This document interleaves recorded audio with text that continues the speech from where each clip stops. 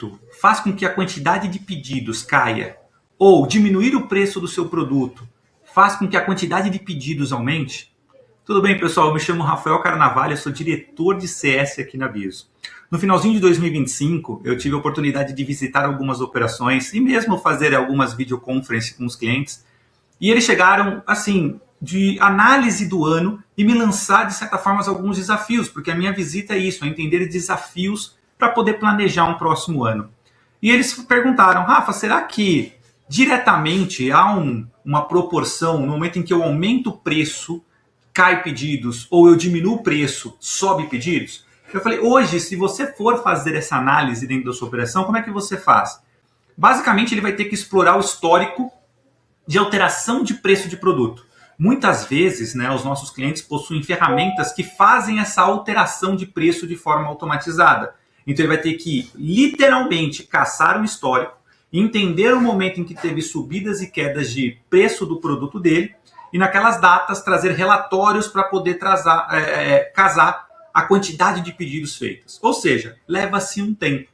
Na ferramenta Biso, como vocês conhecem, está aqui na tela, o agente AI Biso, num prompt muito simples, de uma linha, e eu quero trazer simplicidade hoje aqui para vocês, eu consegui chegar no resultado esperado pelos nossos clientes. Olha só o prompt. Traga um gráfico de evolução de preço em linha e quantidade vendida em barras da venda do produto tal nos últimos 3 meses e eu quero rótulo de dados.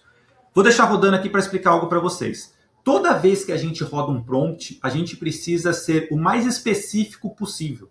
Não importa se o prompt ele é um prompt longo ou se ele é um prompt curto, igual esse que eu estou lançando. Mas eu pedi para ele que eu quero um gráfico, o que eu quero em linha, o que eu quero em barras, qual que é o período de análise, qual que é o produto e eu quero que ele coloque o rótulo para ficar mais fácil a visualização. Baseado nisso, nesse tempinho que eu expliquei para vocês, o agente Biso já criou essa análise para a gente. Então, quando a gente vê a linha vermelha, é o preço do produto. O barras azul, ele é a quantidade de pedidos. Então, se a gente analisa aqui, houve uma subida do preço de um produto e olha só, a quantidade de pedido caiu. Quando o preço do produto caiu, olha o código de barras, o gráfico de barras, subiu a quantidade de pedidos. Ou seja, podem haver, e alguns clientes eu analisei isso, nem sempre é igual. Eu vi clientes que quando ele aumenta o valor do produto, o preço do produto, a quantidade de pedidos subiu. Quando ele derrubava o preço do produto, a quantidade de pedidos caiu. O que a gente pode tirar de relação disso? Algumas coisas, tá? Por exemplo, acabei de falar da automação de precificação de produtos. Os seus concorrentes, eles vão usar ferramentas de precificação de produtos que vão olhar o preço do seu produto. Quando você aumenta, basicamente eles vão ficar, se eu estou mais barato, eu não mexo na minha precificação. Mas se eu diminuo, a ferramenta deles está vendo. O que acontece? Eles também diminuem. Nesse momento, o cliente que está procurando preço, ele não compra com você. Por isso que muitas vezes eu falei para ele, se você derruba o preço do seu produto, o seu concorrente também derruba um pouco mais e ele leva toda essa galera que está querendo aquele produto para comprar no site dele.